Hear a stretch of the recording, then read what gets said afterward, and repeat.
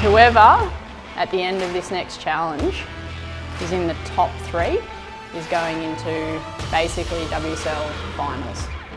Oh, hopefully we all get some waves so it's an even matchup. The final. It's the final countdown.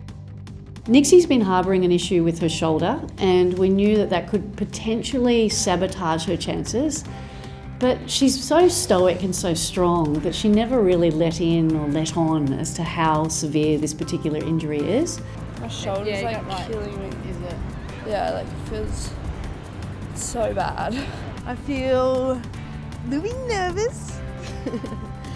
Pumped, I got a little bit of a rest. Nixie surfed so good in that heat, so took a few tips from her. I think both the girls have a great chance out there, especially because the waves are really good. I think in these conditions, Nixie's stronger. I'm going to say maybe Nixie because she is looking really good right now. Ellie's been definitely more consistent, and watching her yesterday, she was absolutely tearing, but when Nixie's on, she's on, no one can beat her. Yeah, Nixie's carrying a bit of a shoulder injury. She's carrying the weight of the world on her shoulder right now, and I think it's intensified the pain, thinking about 10 grand, mentoring, winning.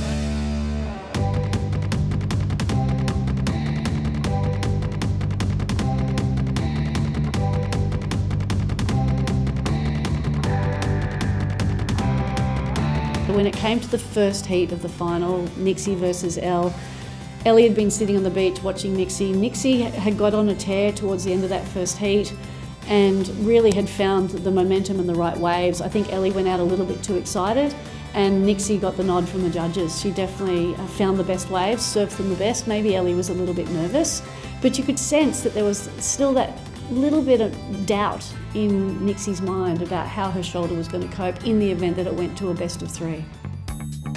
From my perspective, I believe Nixie's head got in the way of her heart when it came to surfing that next heat. She's already thinking 5 days ahead to the Challenger Series on the Gold Coast, and when it comes to competing in events of this nature, or any event for that matter, you have to be aware of how much are you willing to put on the line and how much do you need to keep in the tank. I feel that Ellie just saw an opportunity and just went for it and surfed with so much passion and excitement and power. The classic Ellie that we love to see, and smoked Nixie in that second heat. So now it's 1-1 and it's coming down to a third heat.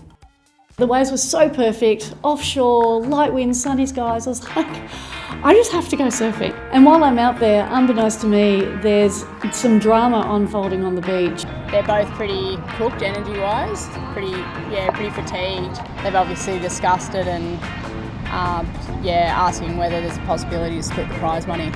And it just got to this point where they hadn't really committed to doing anything. And then all of a sudden I hear the random sound of that foghorn. Lynn, can you please return to the beach? You're ripping, but can you please return to the beach?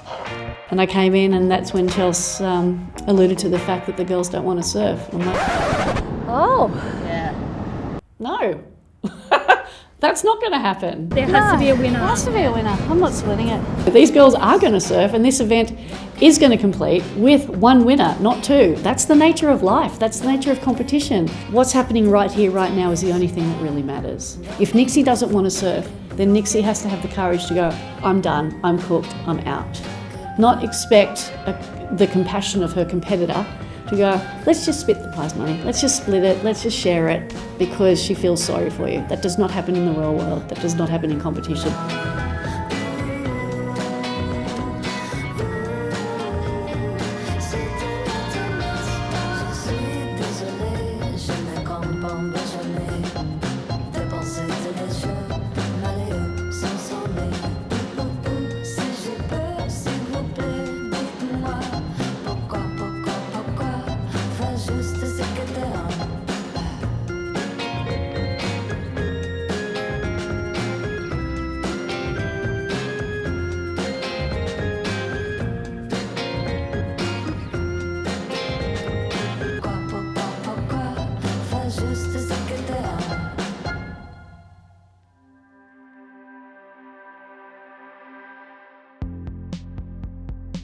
It felt amazing to claim the $10,000 at the Rising 7 camp among the 6 other girls. That amount of money is helping me fund my Challenger Series campaign and just being able to do things a little bit easier with flights and accommodation. Ellie's sitting on the beach today with Nixie saying, "I really feel for you, let's split it." That shows the incredible depths of compassion and understanding, which we lacked in our years because we had a scarcity mentality. The girls today, they celebrate each other, they nurture each other, they honour each other, but they also want to beat each other. And that's what I love about the competitiveness, but also the camaraderie of the current crop of surfers.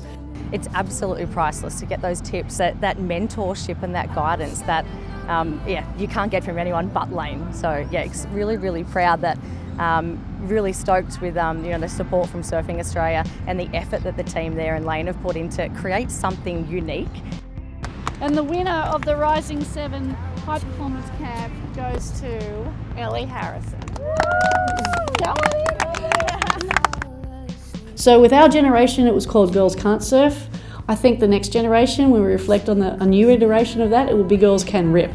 Because these girls are formidable athletes. They're incredibly talented, passionate, focused, driven, hardworking, and just beautiful role models for the sport. So I'm really excited by the future of women surfing, and I'm excited that me and my predecessors and my generation were able to lay down that groundwork and present that platform to where even the current crop, like the Stephanie Gilmores and the Sallys and the Tylers and the Lauras and the Bellas, they've all taken it to that whole next level, and then taking this crop that we've seen today under their wing to ensure that whatever challenges they've had to face, that this current generation, this Rising 7, do not have to face those same challenges.